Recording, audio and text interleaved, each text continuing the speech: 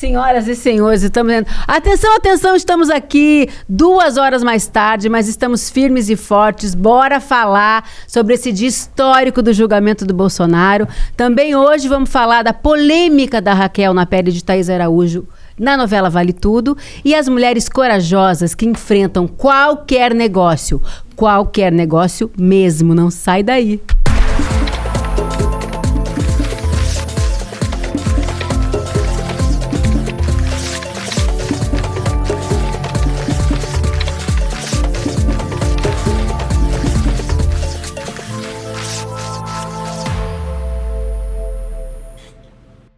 Olá a todos! Mais um Precisamos Conversar entrando no ar. Sejam muito bem-vindos e muito bem-vindas. Eu sou Juliana Baroni e estamos começando agora o nosso programa que vai ao ar todas as terças às 19 aqui no ICL. Hoje, excepcionalmente e por um bom motivo, às 21. Tá? Eu tô muito bem acompanhada nessa bancada de mulheres fantásticas. Nossa cantora Açucena, que não para de trabalhar, é show toda semana, nossa diva. Nossa querida Márcia Tiburi, nossa escritora, nossa teacher. E Sara Zara, teacher gata. Ela que sabe tudo sobre redes sociais. E sobre outras redes também. Sabe. Sarita! Vou dizer uma coisa pra vocês. Os haters de 2018 aqui, ninguém larga a mão de ninguém. Yes. Pegou? Sacou? Você vai poder assistir também ao Precisamos Conversar no Spotify, que está disponível agora, inclusive em vídeo. Ai, meu Deus, hoje está sendo um dia histórico. Dia de ficar em frente ao ICL assistindo a fantástica cobertura. Gente, parece Copa do Mundo. O tão esperado dia do julgamento de Bolsonaro chegou. É a primeira vez que o Brasil julga um golpista de alto escalão. É um verdadeiro salto civilizatório e de relevância mundial. Todos devem ter visto a capa da revista The Economist, com uma montagem de Bolsonaro como aquele homem viking que invadiu o Capitólio e na manchete: o que o Brasil pode ensinar aos Estados Unidos. Esse julgamento representa tudo isso, a luta pela soberania e pela democracia. E o melhor é que há provas avassaladoras para que Jair Bolsonaro seja condenado. Gente, o quanto nós sofremos por causa desse homem, vocês lembram bem, né? Eu lembro. E aí, eu quero Márcia depoimentos em primeira pessoa, vamos lá. Márcia lembra bem, né? Lembro muito bem, até porque eu pude voltar ao Brasil no dia 30 de junho de 2023, depois de quase 5 anos fora do Brasil, sendo perseguida pelo Bolsonaro, de vez em quando ele e os filhos dele, fora todo o circuito de ódio ao redor. Ele postava nas redes sociais dele fake news sobre mim e eu mostrava nos lugares onde eu andava fora do Brasil. Olha aqui o presidente da República mexendo com uma simples professorinha como eu. Quem sou eu na fila do pão para essa extrema-direita ficar correndo atrás de mim, gente? Eu fico pensando, eles não têm realmente o que fazer. E Bolsonaro foi isso, né? Agora, o Bolsonaro foi uma pessoa que aviltou o Brasil, humilhou o Brasil, destruiu o futuro do Brasil. Muita gente morreu, 700 mil pessoas que morreram. A morte dessas pessoas passa pelo governo de Bolsonaro, porque foi gente que não teve assistência. O que ele fez com a administração da crise do Covid no Brasil é realmente um processo de destruição do Brasil e de um genocida. matança de gente. E o genocídio, que é um assunto, aliás, né, Ju, que as pessoas questionam tanto, se a gente vai buscar os estudos da Deise Ventura, por exemplo, que é uma professora da USP que trabalha no campo da saúde e do direito, ela foi a pessoa, aliás, cujos estudos e investigações levaram à CPI da Covid. E os estudos dessa mulher são muito importantes porque ela mostra como houve, de fato, um processo de genocídio no caso dos indígenas brasileiros, dos Yanomami e outros povos. E acho que isso vale também para pensar uma população de gente idosa, de gente pobre, de gente que precisa do SUS, de gente que tinha as chamadas comorbidades, que foi um termo também que se tornou comum no vocabulário brasileiro daquela época. Então, Bolsonaro precisa ser realmente julgado e condenado. O que eu tô mais festejando não é nem que ele vá pra prisão, porque eu tenho, e, infelizmente assim, eu sou uma pessoa cheia de compaixão e eu consigo ter pena até dessa gente. Eu tenho pena de todo mundo que tá aprisionado, justiçado ou injustiçado, não importa. Todo mundo que tá sofrendo, passando fome, morrendo, doença, eu tenho pena, tenho muita compaixão.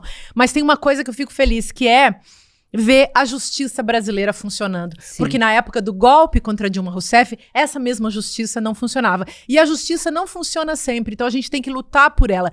É muito bom ver que o sistema de justiça lá no STF está do lado da democracia e sendo guardião da nossa Constituição. Algo que tem que valer para todo mundo. Então é um belo exemplo para a gente começar a fazer uma justiça melhor nesse nosso Brasil, né, gente? Então, eu tenho uma coisa para dizer, assim, ele não foi no julgamento de hoje porque, segundo os advogados, ele não está bem de saúde, a gente sabe que ele não está, mas, ao contrário de você, eu tenho que confessar aqui, eu não tenho pena, porque aquela imagem aérea, né, que a gente viu, aquelas covas rasas, abertas, e os parentes não podendo enterrar os seus mortos, e ele dizendo, e daí, eu não sou coveiro, ou ele numa live fazendo, fingindo, fazendo chacota, né? da pessoa que está agonizando sem ar, eu sinceramente não... Mas, Ju... Eu queria só passar para a Açucena, porque aquilo mexeu muito comigo na época. Eu estava muito... Tenho amigos que perderam, por exemplo, a Rafael Donatello, nosso fundador do série, junto com o Eduardo Moreira, perdeu o sogro. Quero mandar, inclusive, um beijo para a Bruna, mulher dele. Foi muito traumático. E, assim, eu não tenho pena, porque não é possível que um dia a conta tem que chegar para uma pessoa que faz tanta vista grossa e tanto descaso, que homenageia o Ustra. Deixa só justificar por que eu falei isso. É porque, veja, eu não consigo gozar com a desgraça dos outros, e eu acho que tem muita gente que tá um pouco nisso no Brasil. Ok, tá perdoado e tal, mas tem uma outra coisa, gente, que é o fato de que deve ser péssimo você ser uma pessoa dessas. Imagina a vida interior de um Bolsonaro. Imagina que tem? A vida interior de um Ustra. Então, deve ter uma sensação de vazio muito plena. Deve ser uma coisa horrorosa você ser um merda tão grande, você ser uma representação humana do mal radical, sabe? Por isso que eu falo também, é muita miséria. E, claro, a gente vai aprender com isso. Eu acho que tem um puta aprendizado, o aprendizado nosso, o aprendizado das outras democracias.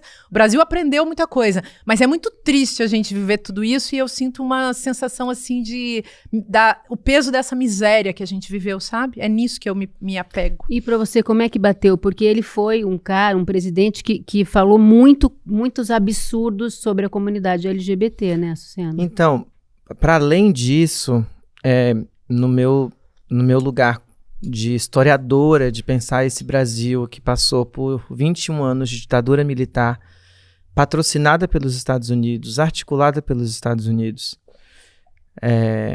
Depois a gente teve uma Constituição em 88. A partir disso, uma luta, um processo árduo pelo fortalecimento das nossas instituições democráticas. Porque esse fortalecimento, ele não está vindo da noite para o dia. Ele é um processo de construção árdua, de negociações profundas com as elites, com os sindicatos, com os trabalhadores, com os nossos políticos, então, assim, com os nossos três poderes. Então, o que está acontecendo hoje, eu acho que é o início, na verdade, de um fechamento de um ciclo que vai abrir para um outro lugar, para um outro horizonte.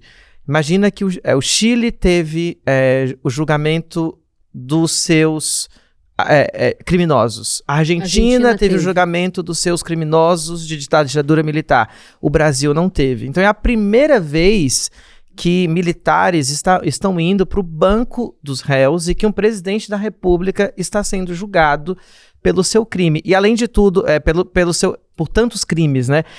E a gente está falando de um crime contra a democracia, contra as nossas instituições mais soberanas.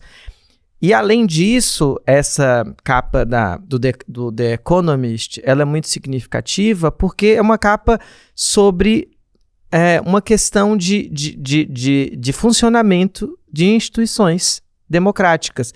E se você for para os apoiadores, para as fotos que a gente vê, ou para os vídeos dos apoiadores do Bolsonaro, o que eles pedem para fechar é o STF e muitas vezes o Congresso. São as duas instituições que promovem o equilíbrio, inclusive, do executivo e não só da democracia, e que controlam o executivo. Ou seja, eles sabem bem o que eles querem, eles sabem bem contra o que eles estavam lutando.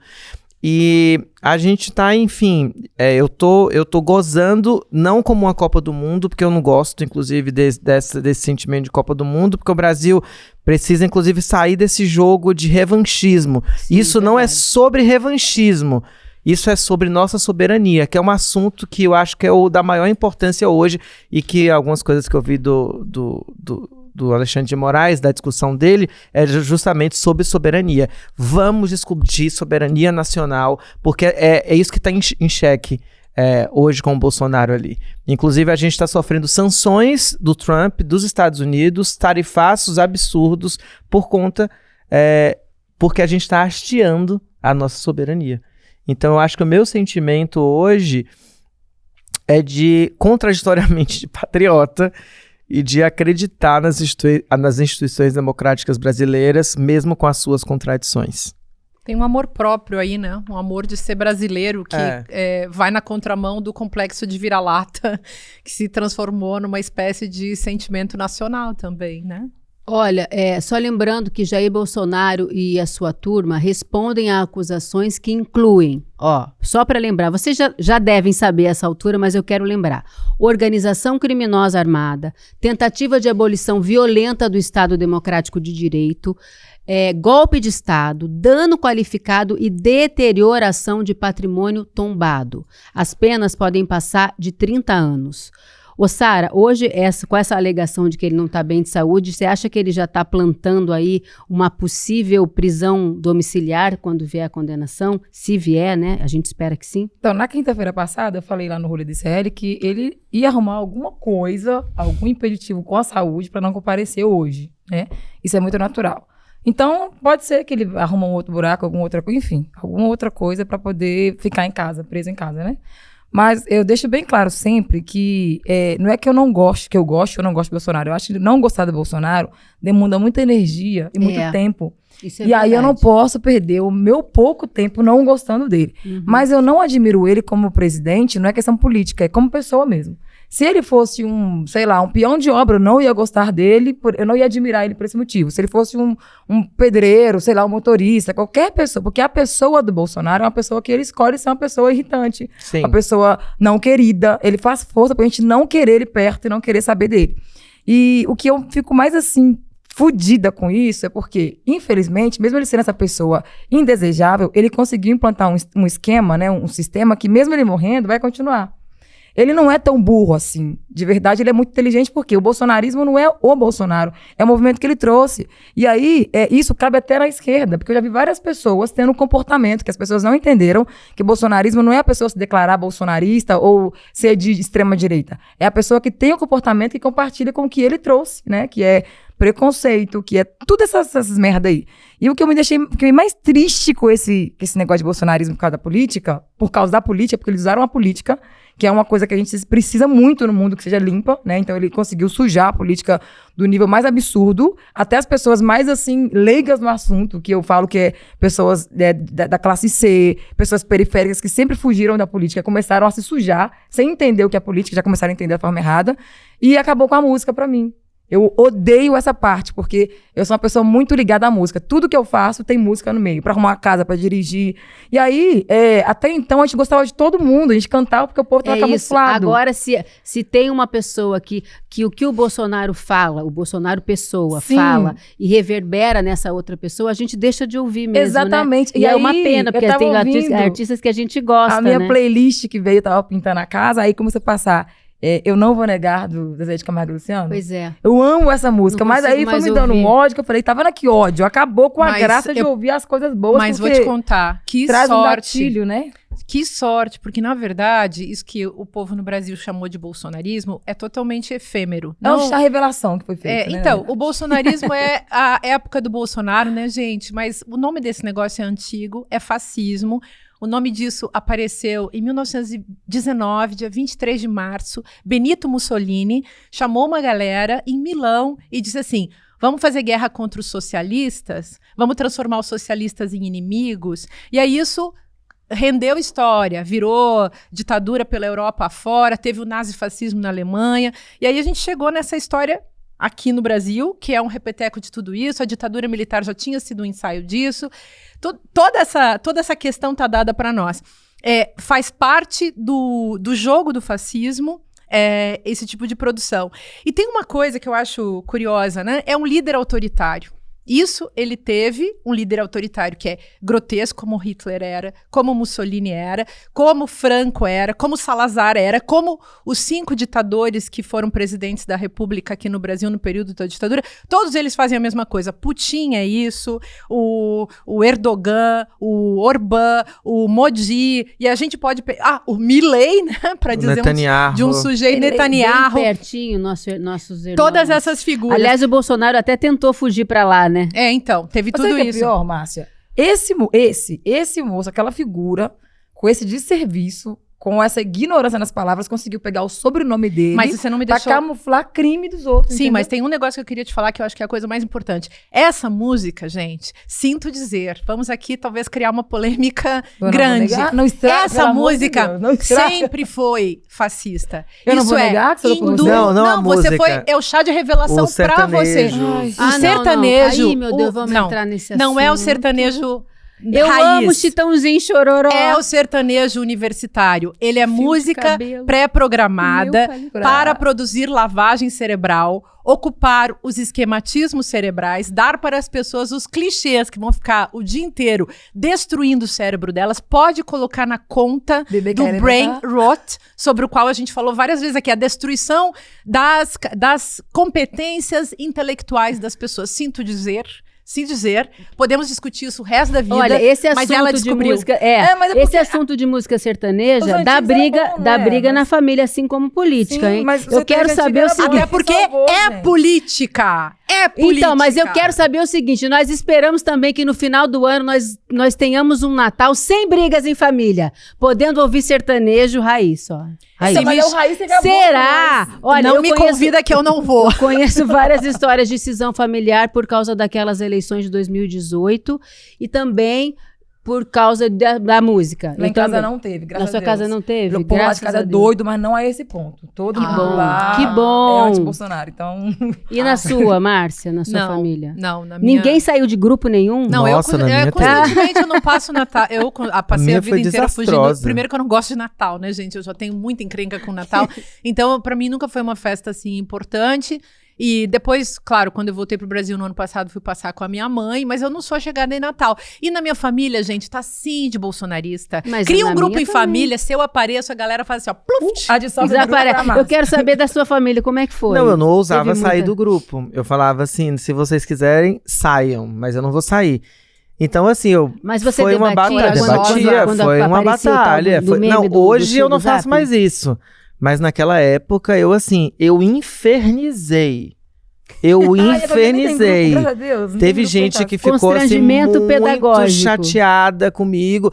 Mas eu ia fazer o quê com aquele cambada de absurdo? Claro, parabéns. Claro que eu tinha fez também muito bem. Os meus parceiros, minhas parceiras que estavam comigo me defendendo. E não defendendo só a mim, mas defendendo as ideias, defendendo...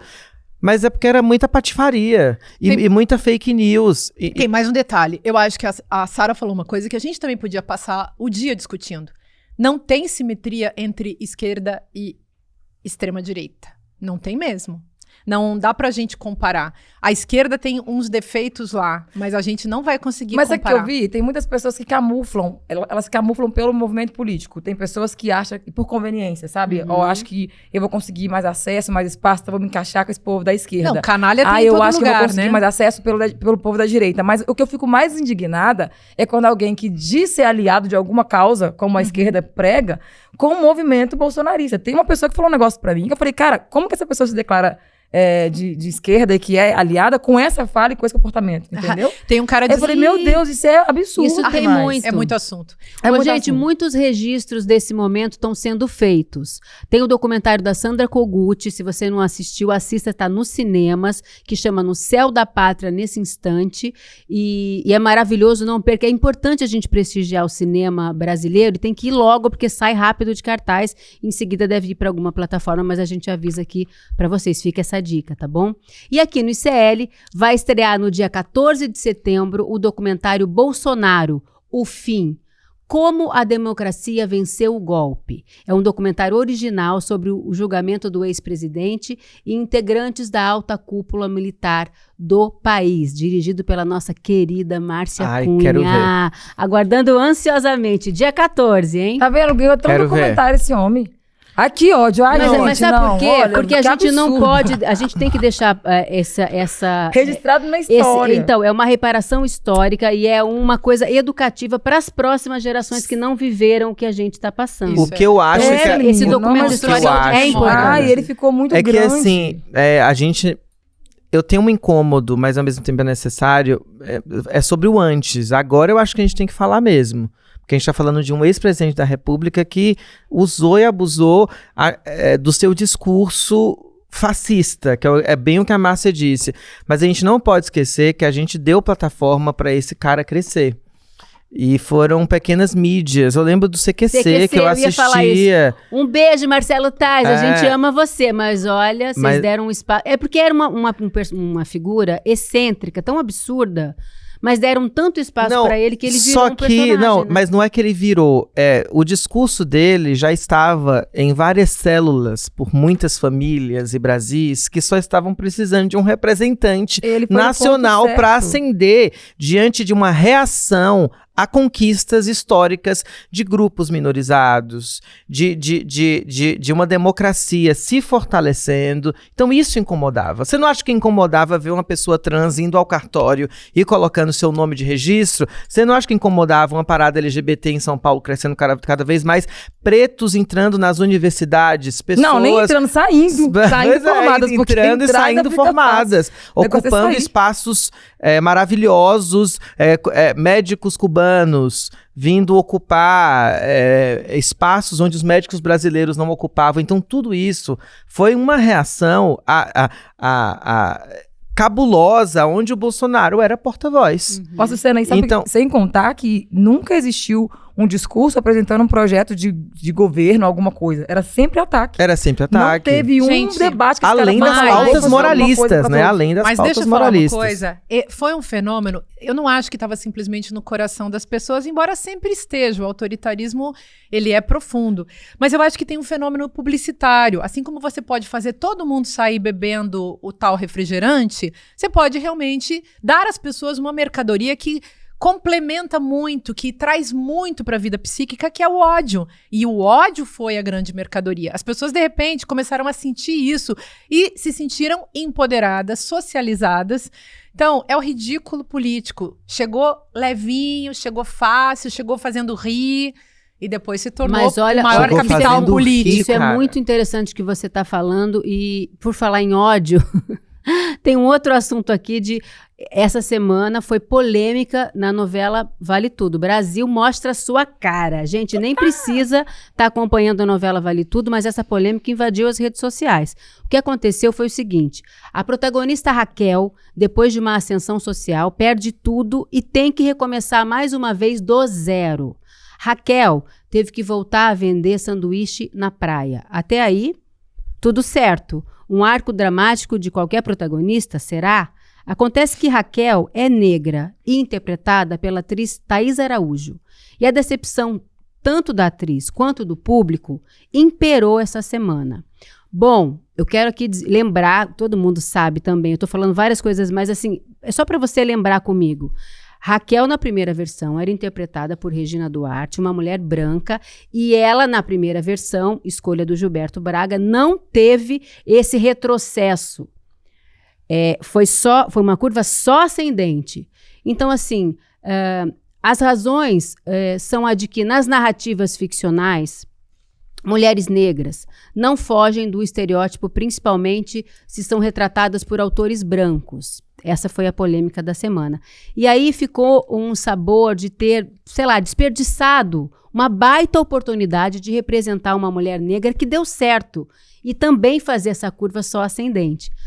O que vocês acham dessa retratação de negros na ficção? Porque eu quero ouvir muito todas vocês, mas eu acho que a Sara fez um vídeo interessante sobre isso e eu quero que você reproduza aqui pra gente. Sara, o que você tá achando disso? Eu não tô assistindo a novela, porque... Poxa, Sara! Tem tempo que eu não assisto novela, de verdade. Eu fui aprendendo algumas coisas e eu parei de assistir novela. Mas, entendendo de ficção, porque eu consumo novela desde criança, então eu posso falar como consumidora. Eu acho que é muito sobre a arte imitando a vida, sabe? É de lá pra cá, é vice-versa, né? E aí, quando a autora coloca, a Manuela Dias, né? Coloca a personagem Thaís Araújo, que fala com várias pessoas em casa assistindo, inclusive pessoas como eu, que olham na TV e identifica, é a forma que ela enxerga que a gente vive, sabe? E ela não faz questão de tentar mudar essa narrativa, porque ela não quer sair dessa realidade. Se ela quisesse... Porque gente, é só uma ficção. Não é uma coisa que ela vai ter que mudar o mundo. É uma ficção, uma coisa simples. Se ela quisesse, se ela se empenhasse, quisesse entender, sentar com pessoas que estão falando sobre isso, para poder entender que isso é sobre... Não é empoderar, é sobre dar visibilidade para as mulheres que estão conseguindo ter essa ascensão e estão continuando, né? Porque a sensação que dá é que, poxa, a mulher preta sempre vai ser assim. Ela vai trabalhar. Quando ela chegar num pico, ela vai se lascar e vai voltar de novo pro zero. Parece que a nossa vida não anda, não engrena, né? Por mais que existam um monte de dificuldades pra gente, ainda assim a gente tá conseguindo seguir. Nós estamos em 2025.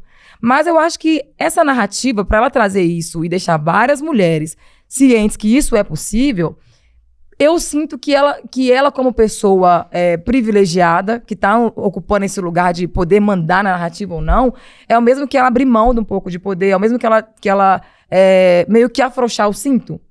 E aí, pra ela, não é interessante mostrar que ela pode afrouxar o cinto. Imagina, se todo mundo entender que um autor como a Manuela Dias pode mudar a narrativa imitando a arte imitando a vida na TV, a gente vai conseguir empoderar muito mais gente como eu, do lado de cá, né? E aí que entra o local de privilégio. Nem sempre as pessoas que falam e colocam a nossa figura dentro de uma narrativa estão a fim de nos mostrar como vencedor. Talvez é para ser um salvador da classe, talvez é para poder ter esse tipo de engajamento, porque se colocar uma pessoa negra ali, em algum momento vai acontecer um trisquinho ou outro que vai gerar essa divulgação gratuita que eu digo. E também a questão do privilégio, de não compartilhar o privilégio por completo, entendeu? Tem uma limitação. A própria Thaís Araújo, a Sucena, falou que seria uma grande oportunidade de mostrar...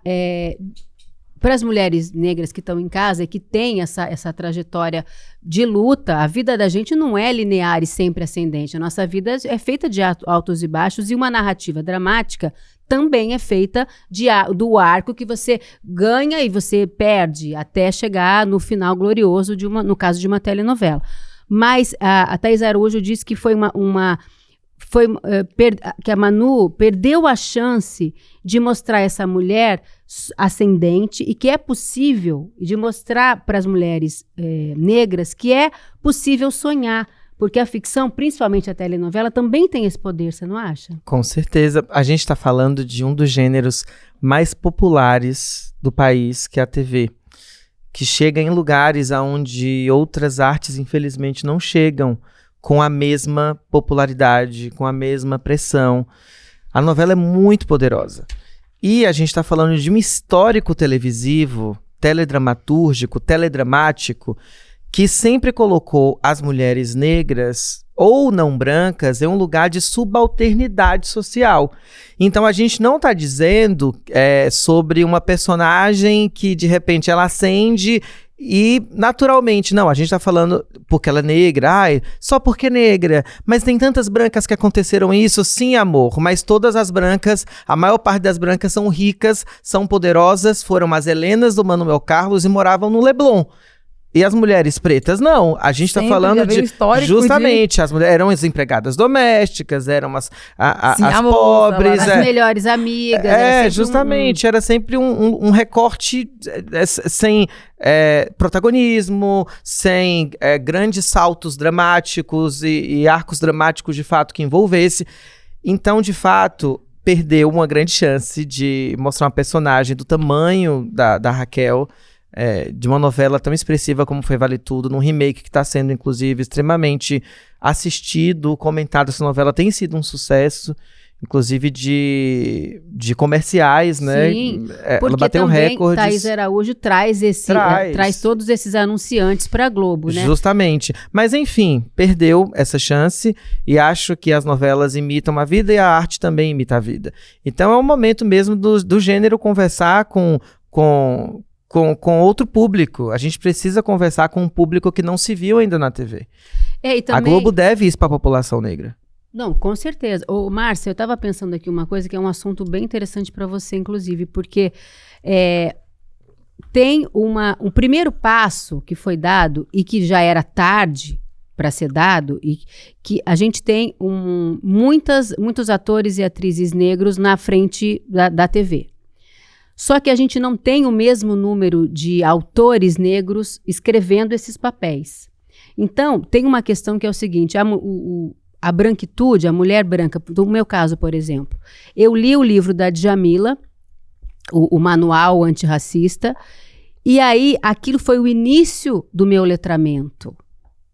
Mas tem gente que lê esse livro, esse pequeno manual, que é introdutório, e fala, ok, agora já estou letrado, e não é bem assim, né? A gente são muitas camadas, então eu acho que falta mesmo autores negros que possam pensar exatamente isso que você falou e mudar o rumo da dramaturgia e das possibilidades para as personagens negras, né? Com certeza, né, gente? Começa por aí. Agora, vamos sem querer fazer aula, mas vamos colocar categorias tipo branquitude e negritude. Negritude é um assunto do século XX para cá, Aimé Césaire, né, Martinica, aquela região do Caribe, e Frantz Fanon, e toda uma galera que começa a pensar a negritude. Branquitude é o quê? A ideologia dos brancos e da cultura branca e do texto branco e da teoria branca que tem uma validade, que se coloca como tendo uma validade universal. Então, a pessoa pode ter pele branca e não compactuar com isso. Então, isso eu acho que é uma coisa importante. Então, você ter pele branca e ser antirracista é muito importante. E ser antirracista não é só falar. Falar é importante, mas tem que fazer. Então, começa por aí. Porque essa coisa chamada branquitude, acabou que ela é ainda dona dos meios de produção. Detém e o aí poder, que eu não vejo novela há muitos anos. Quando eu era menina, vi Roque Santeiro. Por exemplo, nunca mais vi novela. Então, foi a última novela que você viu, Roque Santeiro? Tem ela nem tinha nascido. Nossa, tô certo, tô errado. Mas aí, por que as novelas chegam mais nas pessoas, minha querida Açucena? Porque nós temos um negócio no Brasil, que são os donos dos meios de produção. A indústria cultural da mídia no Brasil é oligopólica, né? E monopólica. E aí a gente pode chamar Rede Globo, Caterva e todos esses tipos aí de monocultura mental. É um colonialismo midiático. Eu não tenho televisão em casa há... Eu acho que 11 de setembro eu ainda tinha televisão. Depois disso, eu acabei com a televisão na minha casa. Então, não tenho televisão. Tenho um telão, vejo filme de vez em quando. Acho legal a gente fazer televisão. Escrevi um livro chamado Olho de Vidro, a televisão, estado de exceção da imagem. Eu adoro televisões do Brasil. Eu não tenho ouvido nem paciência. Agora, tem um outro negócio... eu gosto muito de YouTube, e no meu livro do Olho de Vidro eu falei, um dia a televisão vai estar na mão de todo mundo e a gente vai fazer uma democracia midiática. É todo mundo fazendo. Você falou isso em que ano? 2011. Márcia Sensitiva? Sou idiota. Olha ela. Laicidade Olha só. E aí vem uma outra coisa. Acho que a ficção é um campo também, é um meio de reflexão. Então, isso tudo que você falou, não é para agradar, é para fazer pensar. E aí, a novela dá um passo além, porque mesmo sendo indústria cultural, tem as brechas, tem as perfurações do muro, e aí eu acho isso muito legal. E como, de fato, o Brasil é colonizado pela Rede Globo, quando a Rede Globo, alguém lá na Rede Globo consegue furar esse muro do monopólio e colocar um assunto que não estava no script mental, na monocultura da mente, então a gente vê, alguém carcomendo o sistema desde dentro, isso é legal. Agora, a outra coisa, tem um negócio que é só meu último tópico, que é o gozo, gente. O gozo branco, o gozo da branquitude, de ver uma pessoa preta sofrendo. E a branquitude é horrorosa, cafonérrima e dona dos meios de produção, então tem mesmo que colocar mais autores negros, pretos, tem toda a discussão hoje sobre a questão parda. Indígena. Assim, isso é democracia radical, é o que a gente quer. Sim. Mulheres, sabe? Mas gente sabe que o que eu vive... sinto? Por falar em mulheres... Isso é lugar de fala também. Por falar em mulheres, nós vamos falar agora sobre mulheres e sobre coragem. A coragem de mulheres que encaram de frente o que for, até monstros poderosos, como no caso do Donald Trump. Nunca mais eu vou conseguir chamar ele de Trump, depois que o Lula falou aquela pérola. Você já pensou? Vamos falar hoje de algumas mulheres que passaram pelo noticiário da semana. No dia 25 de agosto, o presidente dos Estados Unidos anunciou a demissão de Lisa Cook, uma das diretoras do Fed, que é Federal Reserve, o Banco Central americano. Ele a acusou de fraude hipotecária e disse não confiar na integridade da economista. Detalhe importante, Lisa Cook é a primeira mulher negra a assumir esse posto e foi indicada pelo ex-presidente Joe Biden. Só que Lisa não aceitou a demissão, argumentando que ela é ilegal. Bom, uma mulher negra num cargo desses e ainda escolhida pelo Biden foi a combinação perfeita para o Trump, né? E aí? Eu vi essa reportagem e eu fiquei de cara como o Trump, ele conta uma mentira como se fosse uma verdade absoluta. Porque segundo a fonte que eu li, ele não tem competência e a própria presidente do Banco Central dos Estados Unidos disse que ela não seria demitida. Qual que é o nome dela mesmo, gente? Lisa Cook. Lisa Cook não seria demitida porque o Trump não tem essa competência. Mas por que ele afirma categoricamente que ela está demitida? E aí é uma coisa muito louca para se pensar sobre como ele vai se apropriando das narrativas para conseguir estar no centro das atenções o tempo inteiro. Então, assim, ele sabe... Não, e não só isso. Ali existe uma tentativa de desestabilizar o poder dessa mulher, de desestabilizar a integridade. A capacidade. Justamente. Justamente a capacidade com seus aliados, com seus colegas e destituir ela do lugar onde ela está. Mas, enfim, o que o Trump faz, isso o Bolsonaro tenta fazer aqui. O Eduardo Bolsonaro está fazendo agora lá. Ou seja, tentando desestabilizar com mentiras. Contando mentiras com convicção. Essa que é a questão. Sempre foi um teatro. Eu escrevi 4 livros sobre isso, né, gente? É sobre essa espetacularização da política. Então, esses caras... E da mentira. Então, sim, sempre tem a mentira, porque a mentira é a metodologia do fascismo. Isso é uma coisa que tem em comum entre o nosso neofascismo dessa época e aquele fascismo lá de 100 anos atrás. Então, se trata disso, de espetacularizar, sempre tem a mentira. A mentira serve para desnortear as pessoas. Então, a gente perde o lastro, a verdade, en fait, né? De fato, ela é um lastro, gente. Um lastro que nos permite organizar a sociedade, a democracia, as nossas vidas, a vida cotidiana. Imagina pessoas que vivem sob a mentira. Você começa a viver... Se você vive sob a mentira, sua vida começa a ser falsa. E, aliás, o Jean Willis escreveu um livro belíssimo chamado Falsolatria, que é sobre isso, é a época do culto da falsidade. Tudo é falso, e na política também, e aí fica uma coisa muito grave. Mas o Trump, ele é esperto porque ele faz dessas jogadas, como o Bolsonaro fez aqui no Brasil todo o tempo, uma cena, gente. Eles são vou usar uma expressão aqui do século XIX, histéricos. Eu chamei num dos meus livros de macho limítrofe. O Trump é um macho limítrofe, e aliás, pedófilo, né? Tá todo mundo sabendo, a gente já discutiu aqui. E é um sujeito que vive disso. Então, ele não governa, ele desgoverna. E é nesse desgoverno, nesse desnorteio, nessa bagunça que ele cria, nesse terrorismo mental, que é aquilo que a gente chama psicopoder, é nesse psicopoder, tentando comandar a cabeça das pessoas, deixando todo mundo louco, todo mundo perturbado, que ele vai vencendo. Então, isso é fascismo. Ô, Márcia e Sara e Ju, lembrando que ele foi o âncora da versão americana do Aprendiz, aonde ele demitia as pessoas e ele contratava. É interessante que ele não tem competência para demiti-la. É como se eu chegasse aqui no ICL e demitisse você. Falasse aqui, ó, ô Juliana Baroni, você está demitida. Não, sem competência alguma. Eu não tenho competência, mas imagina eu falar isso com tanta convicção, como se eu fosse. Que todo mundo acredita. Mas ele não tem essa competência. Mas ele faz essa tática de tocar o pavor nas pessoas. O Bolsonaro também fazia, gente. Aí eles veem se cola. O jogo a metodologia vamos ver se cola e vamos aprofundar. E aí todo mundo fica sob o império do medo.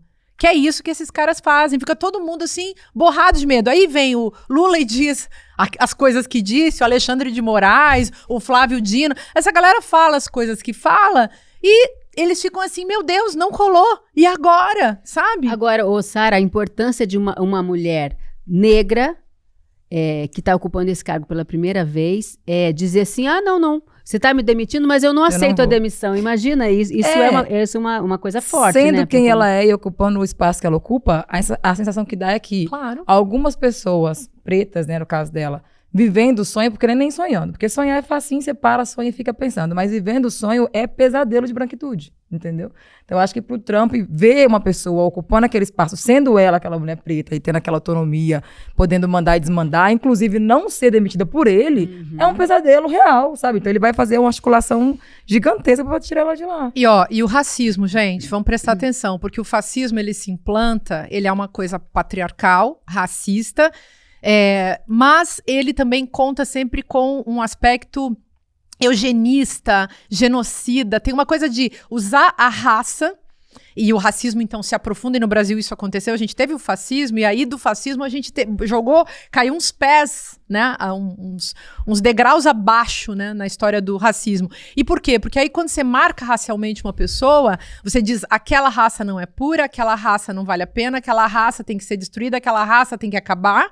A raça dos petistas, vocês lembram da época que mataram gente do PT? Lembram do sujeito aquele chacina que teve, com 50 anos, que na festa de aniversário, Sim. Porque aí também tem Só porque o tema era o Lula, o PT, e o plantio da guerra civil, que o Bolsonaro sempre fez isso, que era chamar as pessoas pro ódio para que uns destruíssem os outros, para que houvesse essa matança sem que ele precisasse sujar as mãos. Então ele dava comandos, apitos de cachorro, 8 como de a gente janeiro diz. foi isso, né? Foi isso, claro. Então, lembrar disso, porque aí quando você marca a pessoa como preta, ou como preta não, como marca racialmente, né? Você faz a fala racista, joga o racismo ali na cena, você autoriza, é uma espécie de apito de cachorro. Essa pessoa deve ser exterminada. Foi isso que esses caras fizeram. E o Trump é a mesma coisa. Então, se ele não vencer essa mulher realmente vira uma heroína. É que nem aquela moça, como era o nome dela? A Sarah Park, né?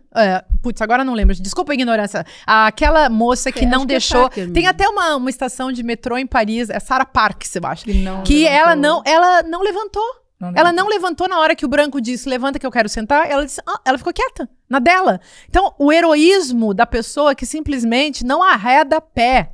Sabe? Isso é Nossa, mas importante. que preço, né? E a questão da raça é a mais absurda, porque aqui. assim, de todos os grupos marginalizados, existe uma forma de você disfarçar. Então, se você é petista, finge que não é petista. Se você é gay, você não vai performar como uma pessoa gay, mas e preto faz o quê? É Rosa Parks. Não muda de cor. Rosa Parks. Parks. Né? É Parks. Preto não é muda Sarah, de é cor. Rosa Não muda Parks. de É Rosa cor, né? Parks. Porque a gente tava Desculpa. pensando na Sarah Jessica Parker. Que é a do cabelo. Que não tem Não, nada é que a Sarah ver tá com aqui do nada. meu lado, é a Desculpa, Rosa. minha cultura pop Ai, me gente, engana. desculpa. É a Rosa Parks. 1913, morreu em 2005. Olha, Heroína total. Eu quero falar sobre outra heroína. Mais uma que me impressionou muito. Eu fui assistir esse último final de semana ao espetáculo brilhante Lady Tempestade com a Andréa Beltrão, no Teatro FAAP, no final de semana. E eu quero pôr aqui na roda mais essa mulher coragem, que é a Mércia Albuquerque, uma advogada que defendeu presos políticos durante a ditadura militar. Na trama, a personagem Aponto, que representa a própria Andréa Beltrão, recebe um telefonema avisando que ela vai receber o diário de Mércia, advogada no Recife, que defendeu centenas de presos políticos no Nordeste, principalmente entre 73 e 74. A própria Andréa disse numa entrevista que ela não tinha opção, que ela recebeu e ela teve que fazer esse trabalho. Eu fui assistir, fiquei muito impactada, porque eu não conhecia o trabalho da Mércia, sou uma apaixonada pelo trabalho da Andréa Beltrão. Também sou pela Andréa. Tudo que ela faz, eu adoro. A Yara de Novaes, que é diretora, é absolutamente brilhante. A gente tem uma dramaturgia maravilhosa, que eu já vou lembrar o nome da dramaturga. Assim, é tudo maravilhoso. Mas o que mais me chamou a atenção? Uma mulher que cuidou do que ninguém queria cuidar. Porque era muito mais fácil, né? Dizer assim, eu não estou vendo nada, eu não sei de nada, mas também vai saber o que eles fizeram para estarem presos, não sei o quê. Ela ficou indignada e ia lá, atendia esses presos, tinha que conviver com os torturadores e com os presos políticos. Ia lá, levava comida, levava carinho, levava escuta, dava notícia para os pais. Quando esses corpos desapareciam, ela ia atrás dos corpos para tentar dar um pouco de dignidade para a dor dessa mãe. Tem uma cena na peça em que a Andréa Beltrão, interpretando a Mércia, e era ela e era a Mércia ao mesmo tempo, ela solta um grito gutural, que é o grito da dor das mães que perdem seus filhos e os corpos estão absolutamente mutilados. Então, a importância dessa mulher, a importância desse julgamento de hoje, eu quero falar sobre isso também. Porque o Brasil não julgou os terrores da ditadura. E eu fui agora para a Argentina e na Praça de Maio, eu comprei esse pañuelo que é um símbolo para os argentinos nunca mais esquecerem. Eles se reúnem todo 24 de março para não esquecer, pela memória da ditadura militar. Foram mais de 30 mil desaparecidos, e esse pañuelo foi inventado pelas Mães de Maio, que procuram ainda os corpos dos seus entes queridos, e para ter um final digno, né? Então eu quero colocar isso aqui em homenagem a essas mães que perderam seus filhos e dizer o seguinte, essa importância do julgamento de hoje é histórica, porque a gente tem que ter memória, né, Açucena? Memória. Eu sempre falo isso aqui, vou repetir, o Brasil não teve uma comissão da justiça. A gente conseguiu instaurar uma comissão da verdade, como os outros países, mas da justiça não. Os nossos militares criminosos foram anistiados. E a gente está tendo um pedido de anistia em vigência. A gente está tendo alguns congressistas tentando colocar essa pauta da anistia em vigência. E é muito perigoso, ao mesmo tempo que estamos passando por um processo de confronto diante do fortalecimento da nossa justiça e do nosso Supremo. E qual é a resposta que a gente vai ter que dar para os Estados Unidos? Para os Estados Unidos não, mas é para o Trump mesmo, mas é para um governo fascista. Então, de fato, ter o Bolsonaro hoje no banco dos réus é uma conversa com esse tema, com essa peça que a Andréa Beltrão traz, é honrar a memória desses mortos políticos, que inclusive é tão destratada pelo próprio ex-presidente. E aí é bom lembrar. Márcia, você é muito amiga do Jean Willis, e na época que o Bolsonaro homenageia a Brilhante Ustra, que foi o torturador da Dilma, para dar aquele voto, quando o Jean Willis dá aquela cusparada, a gente, na época, tiveram pessoas que falaram assim, nossa, mas que exagero, que falta de decoro, como assim um deputado cuspindo na cara do outro, mas... Ai, gente, eu cuspiria também.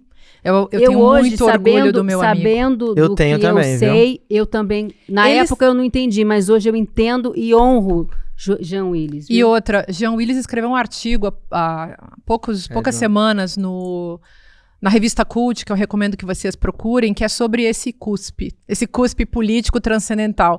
O sujeito fez um elogio de um torturador, foi aplaudido, ovacionado, capturou a mentalidade ao plantar, a mentalidade nacional ao plantar aquele ódio que tocou fundo em muita gente, uns por medo, outros por adesão mesmo. E achei genial a atitude do Jean Willis, que é um político que foi um político, espero que ele volte a ser, um político que foi muito honrado, muito justo, muito digno, um cara gay, o primeiro cara gay a dizer que era gay e falar dessa questão do orgulho gay num Congresso Nacional em que havia muita covardia e que ainda há. Aliás, eu acho bem bom a gente lembrar, né, que agora tá todo mundo pedindo anistia. Essa gente podia lutar por escala 6x1, taxação das grandes fortunas, isenção de imposto dos R$5.000 que o Lula e o Haddad levantaram, regulamentação das big techs, mas o que os caras fazem? Ficam brigando por banheiro, contra os banheiros unissex, né?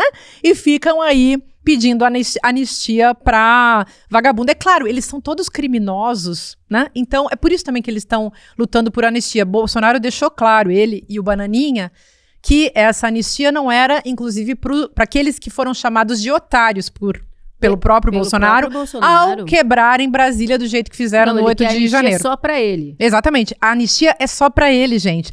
E esse bando de deputados da bancada do estupro, da bala, né, e da Bíblia, e do boi, essa gente fica, na verdade, buscando essa anistia contra tudo e contra todos, contra a democracia brasileira, porque é óbvio que a lei tem que valer para todos da mesma maneira.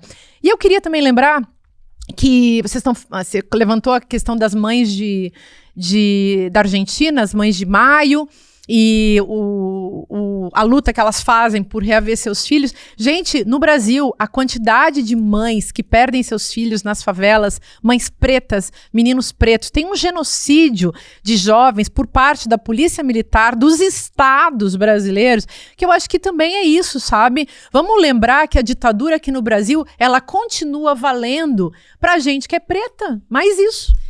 Não é? O que eu acho que eu sou especialista em ser povo. Então, ai, que maravilha. A parte que a gente chega na gente, mas não chega direito. Parece que sequestraram essa palavra ditadura só no sentido político. Então, quando você fala para um periférico, um pobre, alguém da classe C de ditadura, eles já levam para esse lado político e ninguém quer saber o que é. Eu acho que falta muita informação sobre como que a ditadura funcionou no seu movimento e como que ela impacta até hoje, né? Eu acho que poderiam falar um pouquinho mais sobre como era feita, sabe, assim, na parte mais chula mesmo, como que batia, como torturava, porque parece que ficou tão sequestrado esse negócio memória, no político, que a gente só entende a parte de cima, tá cheio de vídeo no YouTube, da Comissão da Verdade, dá pra ver. Não, mas eu digo assim, esse interesse das pessoas acharem que o Bolsonaro merece essa anistia, as pessoas mal sabem o que é anistia, o seu significado e o que é ditadura. Não, por exemplo, mas eu acho que arara, não acho muito que a Sara tem razão. O pau de arara, que era usado pra torturar, na pesquisa que eu fiz, na época da escola mesmo, era usado, eles requentaram um tipo de tortura que era feito na época pelos portugueses, na época da escravidão. Sim. Que era amarrar, né? E o que falta é isso, falar diretamente, sabe? Eu acho que assim, como que a gente faz para levar para o nosso povo, para a nossa população, os efeitos negativos que reais, isso, né? Tanto as reminiscências da ditadura, quanto o que foi a ditadura, como memória mesmo. Eu acho que o Brasil tem um lapso com a sua memória muito profundo. E, gente, tem gente que não sabe quem foi o Gilberto Gil e o Caetano Veloso, quanto mais saber... Mas didaticamente, eu acho que as pessoas podem começar a fazer a comparação entre o que significa um regime democrático e um ditatorial. Olha no Brasil, a gente está com uma democracia que é sempre um regime cheio de falhas. Mas olha os Estados Unidos, Criança ficando sem pai, tendo que ir depor lá num tribunal sozinha, com 4, 5 anos. Filhos e mães sendo separados uns dos outros. Pessoas sendo deportadas. Aliás, tem o livro aqui do Jamil Chad, maravilhoso, né? Tomara que você seja deportado, que é sobre isso também.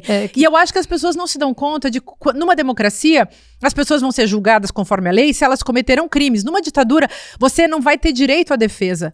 Você vai ser morto. Você vai ter que fugir se você tiver sorte. Por quê? Porque a sua mera opinião, a sua mera forma de se expressar vai ser controlada pelo Estado, que é o que está acontecendo nos Estados Unidos. E aí, nas ditaduras, o ditador nunca é uma pessoa razoável, gente. É sempre um sujeito que a gente fica assim, nossa, ele só pode ser doido e maluco. E, na verdade, ele é mau e cruel. Perverso. Ele é perverso. Bom, e nessa semana, o conterrâneo de Márcia Tiburi, o escritor Luiz Fernando Veríssimo, nos deixou. Um homem genial, mestre das crônicas e do humor, autor de obras como O Analista de Bagé, É de Morte, Comédias da Vida Privada, entre outras muitas. Ele é autor da seguinte frase que eu acho perfeita para o dia de hoje. Eu não entendo como uma pessoa que enxerga o país à sua volta, vive suas desigualdades e sabe a causa das suas misérias, pode não ser de esquerda. Vai fazer muita falta, né? Aplausos para Luiz Fernando Veríssimo. Agora, atenção, um recado muito importante. As vendas de ingresso para o Despertar 2025, a Revolução Necessária, estão oficialmente abertas para o público. O maior encontro da comunidade CL será nos dias 19 e 20 de setembro, no Espaço Vibra São Paulo, a maior casa de shows do Brasil, com capacidade para até 4.000 pessoas. Vai ter a presença de toda a equipe do ICL, nós estaremos lá. Yes. Inclusive, vamos debater, nosso tema é A Revolução é Feminina, e também teremos o luxo de um pocket show da nossa querida Açucena. Olha, o Despertar 2025 é o início de uma revolução que vai conectar pessoas e ideias para transformar o Brasil. A gente tem que se encontrar lá. Acesse agora mesmo despertar2025.com.br para garantir seu lugar e também conferir os gigantes que vão estar lá com a gente. Vou dar só um spoiler. Marina Silva, Margarete Menezes, Nicoleles, Leone vai dar show. Eu vou estar lá, eu vou assistir, vou fazer o nosso Precisamos Conversar no palco e vou assistir a todas as palestras, vai estar imperdível. Bom, eu queria encerrar o programa pedindo para a Açucena cantar alguma música do Djavan, sabe por quê? Tá em cartaz, Djavan, o musical, imperdível, direção do meu amigo querido, melhor diretor com quem eu já trabalhei, João Fonseca, direção musical do João Viana, que é um ICLer, que acompanha a gente, e ele faz a direção musical, é filho do Djavan. É um espetáculo maravilhoso, os atores estão impecáveis, temos lá a nossa querida Valérie Gondim, né, fazendo Gal Costa maravilhosa.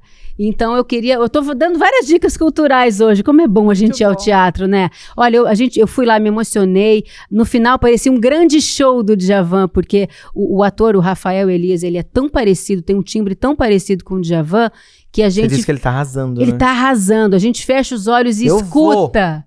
Eu fui e recomendo. Agora, a Açucena, a gente gravou uma música do Djavan com a Zélia Duncan. Que música é essa? Açaí. Vamos cantar? Vamos cantar. Um beijo pra todo mundo. Vou aí assistir Djavan musical. E eu amo essa música. Todo mundo sabe, né? Não, Djavan vai ter... você vai saber. Então, você vai saber qual é. Eu sou a Zélia, Solidão de manhã, poeira tomando assento, rajada de vento, som de assombração, coração sangrando toda a palavra sã, a paixão, puro afã. Místico clã de sereia, castelo de areia, ira de tubarão, coração, o sol brilha por si, açaí, guardiã, zum de besouro, imã, branca é a tez da manhã, açaí, guardiã, zum de besouro, imã, branqueadas da manhã. Açucena, Todo senhoras mundo e canta errado essa senhores. Maravilhosa. Olha, você não pode perder o Despertar. Você tem que ver essa mulher ao vivo, gente. É um acontecimento. Olha, É um nosso encontro acontecimento. de hoje foi ótimo. E a semana que vem tem mais. Tem mais Canjas de Açucena. Vambora. Agora, ao Delícia. vivo, com acompanhamento, você não pode perder. A gente se encontra no Despertar 2025. Um beijo!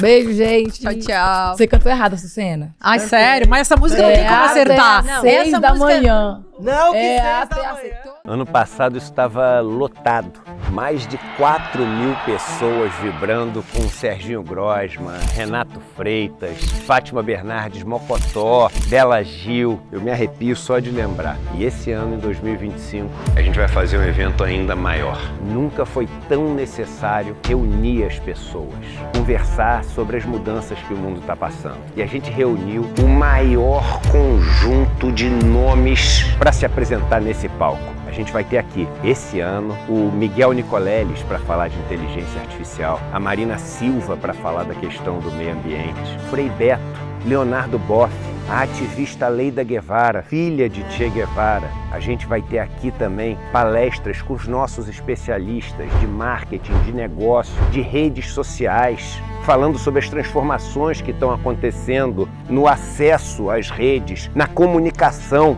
Vai ser espetacular. E a gente vai ter muita diversão também, com Margarete Menezes, com Leone e com vários outros artistas que novamente vão botar a casa para tremer, vão botar as pessoas para dançar, as pessoas vão se abraçar, vão abrir sorrisos tão raros hoje em dia e juntos a gente vai começar a revolução necessária aqui no Vibra São Paulo. Um momento que vai ficar guardado nas páginas da história desse país.